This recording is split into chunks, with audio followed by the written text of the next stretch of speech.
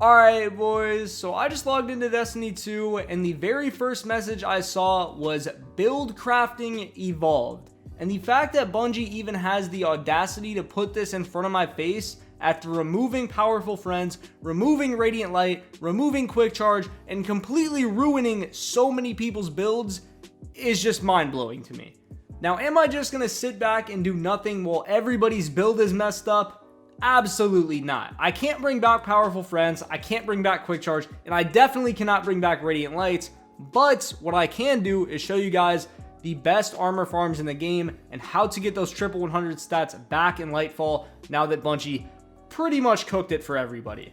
Regardless though, I don't want to complain too much, so let's just kind of get into this. Now, the very first thing that you need to do before farming anything is to put on an armor mod for your ghost for whatever armor type you need, because if you don't do this, there's a chance that you are just going to get absolutely awful armor and it's going to take a lot longer to farm, and nobody wants to spend their entire day just getting 20 stat rolls of strength or whatever it is, because that doesn't sound, too fun.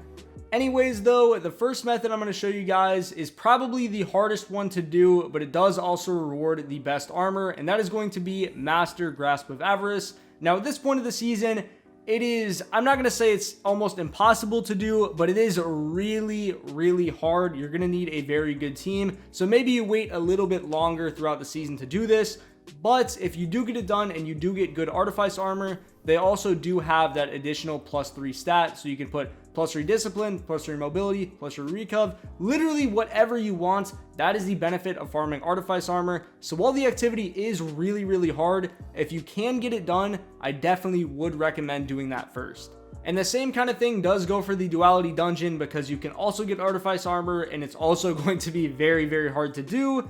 But like I said, if you can get it done, it definitely is the best method. Now the next method I would recommend doing is heading over to the war table in the helm and then going to the upgrade tab and buying the Defiance armor focusing upgrade. This is going to allow you to focus high stat seasonal armor for 2 Defiant engrams and 2000 glimmer. So it really, it's not that steep of a cost, and you can farm this as many times as you like. This is definitely, the most friendly method, I would say, because obviously doing Grasp, like I said, at this point of the season, it's not really realistic for most players, but pretty much anybody can do this method right here.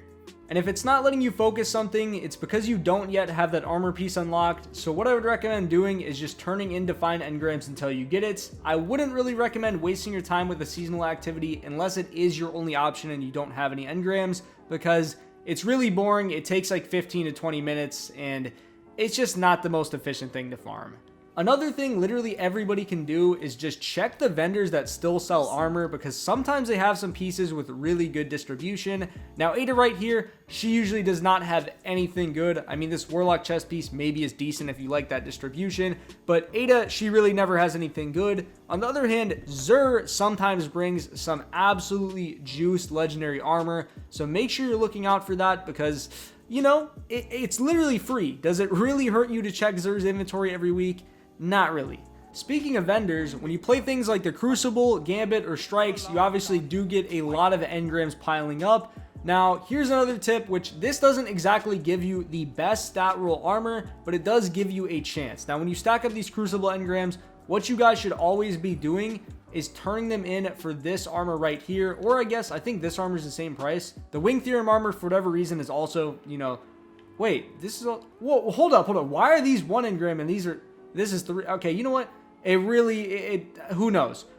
Anyways, it is always nice to turn these in whenever you can, because you never know when you're just going to get a juiced piece of armor. And matter of fact, I'm going to pick up a few of them right now. Let's see if I can get something good. Obviously, I didn't have a mod on my thing, but that helmet, not great.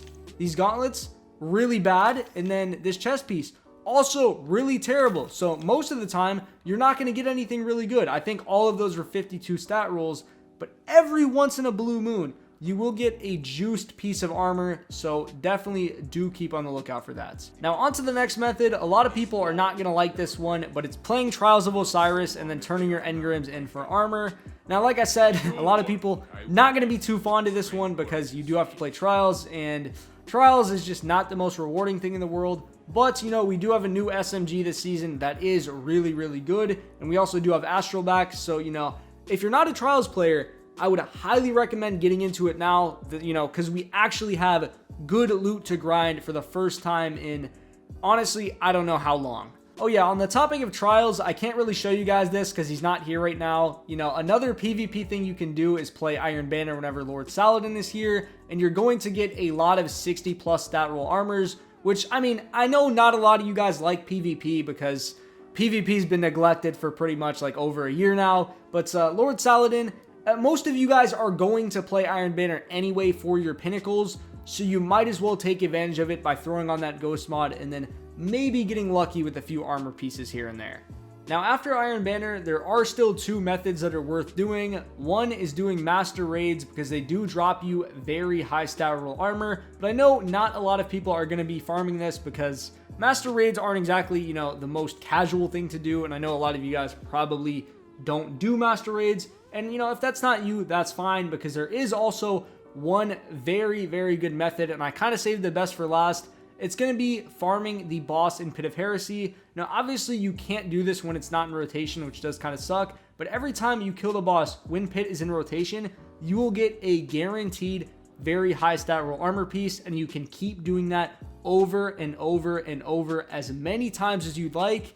And honestly, it's probably the most consistent farm on this entire list. Anyways, though, those are pretty much all of the high stat roll armor methods I have for today's video. If there's anything that I missed, make sure you leave those in the comments, as they do help out a lot of other people. But as always, if you guys did enjoy this video, I would greatly appreciate it if you left a like and a comment letting me know what you thought.